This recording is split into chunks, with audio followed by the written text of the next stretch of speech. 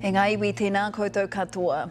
Homeowners with mortgages can breathe a little sigh of relief tonight as the Reserve Bank signals it is done lifting interest rates. The official cash rate was hiked 25 basis points to 5.5%, an increase many economists had predicted.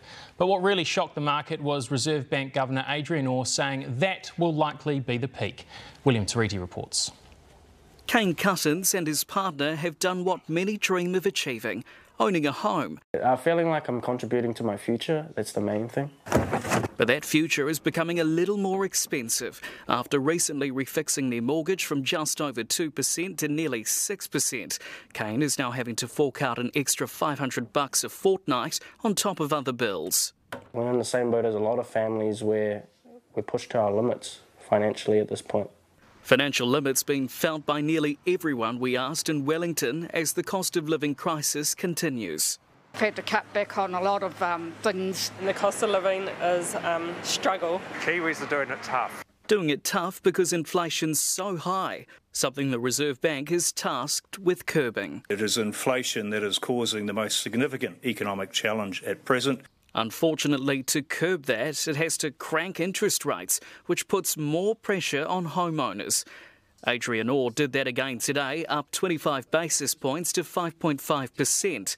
It's what many economists predicted, but what was a shock was Adrian Orr saying that could be the end of rate hikes. And it's really dovish in terms of the comments, in terms of many of the pressures that were expected to ease are easing, and there's a lot more forecast easing. There was a minority of economists that thought Adrian Orr would go further today because of the government's spending in last week's budget and high immigration. The opposition says any increase is bad news. It's a kick in the guts, and it's a function of a government that's had massive economic mismanagement on a large scale. Though the Prime Minister says their spending has been essential. The cyclone, the floods in Auckland, we said that we were going to see these communities through that. There's an inflationary effect of that. The spending that did factor into the Reserve Bank's decision was consumer spending. Stats NZ figures show retail spending in the first half of the year was much weaker than anticipated.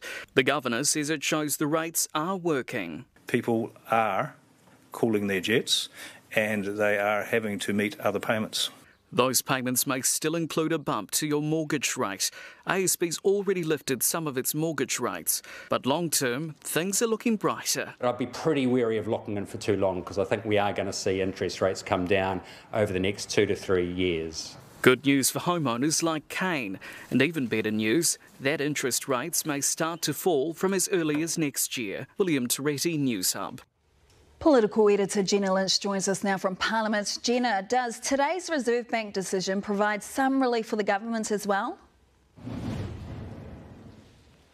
The Reserve Bank has written it today. If the that's all folks moment, the end of the ratcheting up of the official cash rate, then yes, the government will be pleased. But there are a lot of variables at play here. Anything could happen between now and the election in October. And the true economic test they're up against is more about the incomings and outgoings of the average Kiwi household's wallet. People will be looking to the party's policies to see what will help them be able to afford the groceries, the mortgage, the power bill. On that note, the government launched a cost of living campaign today aimed at helping people save money on their power bill. It's called Finding Money in Weird Places, including tips like turn your laundry onto a cold wash, turn your appliances off at the wall, and have shorter showers, maximum of 5 minutes. This is a pretty run-of-the-mill campaign that they do every year, but the timing and tone of it is really off. Labor is getting absolutely wrecked online from it, including from one of their own former advisors who called it tone deaf. The opposition's line is that Kiwis need leadership, not a lecture. All right, tēnā koe, Jenna Lynch.